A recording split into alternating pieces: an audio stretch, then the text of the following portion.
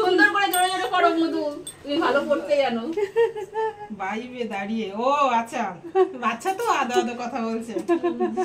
মা আমি বাইরে দাঁড়িয়ে না বাইরে দাঁড়িয়ে?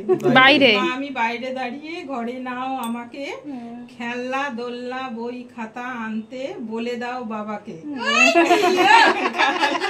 সন্ধ্যায় সবাইকে ডেকে খাওয়াবে পেট পুড়ে, আর দিদি ভাইরা এলে তার হাতে 2000 টাকা দেবে মুড়ে।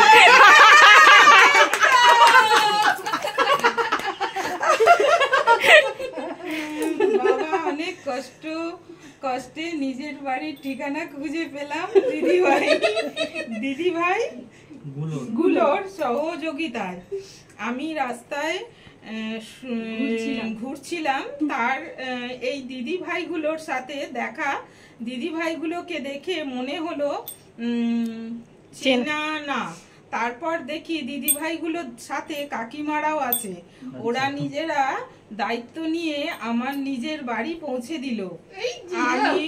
আমি মা নিজে ইচ্ছে রাজি বাড়ি এসেছি, আর ওরা আমাকে অনেক কিছু কিনে দিয়েছে। ওরা খুব ভালো মা, ওদেরকে টাকা পয়সা দিবে।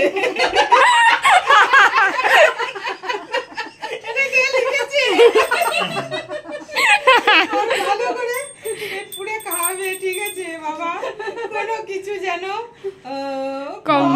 কম না পড়ে। হ্যাঁ আচ্ছা, আমার কার্তিকের দাদা দিদি আনন্দি, প্রিয়া, কে এটা? শ্বেতা আর রিদ্ধি, আমান। আচ্ছা, ইতি তোমার আদরের কার্তিক। আমাদের আবদার হচ্ছে পাতুরি, চিকেন কষা। আচ্ছা, মাত্র শুধু চিকেন কষা, ওকে আর কিছু দেওয়া হবে না। পিয়ার বেগুনি আর সাদা ভাত, ওকে আর কিছু দেওয়া হবে না। চাটনি পাপড়। আর সুইটি হচ্ছে সোয়াতার হচ্ছে আলুর ঝুড়ি, আলু ঝুরঝুরি। আচ্ছা, আর রসগোল্লা।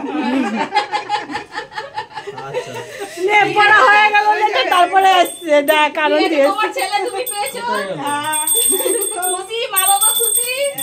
তোমাকে আমি কি বললাম, যাতে লোক বাড়ে তার ব্যবস্থা করছি, বললাম না? এই জন্য আমাকে যেতে দিচ্ছিল। বলছি আমি রমেশ কান্দে যাচ্ছি, আর তুমি বসো তো, সবাই আসো, সারপ্রাইজ মিস হয়ে যেত। আসো। আসছে না কেন? আসো সবাই।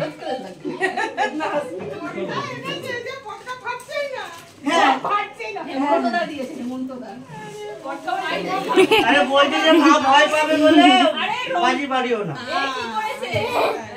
ওই যে ওখানে ঠাকুর, ওই যে ভাই চটপটি ফাটিয়ে দিল। গরমের মধ্যে আঙুল পুড়িয়ে নিয়েছে কাকা।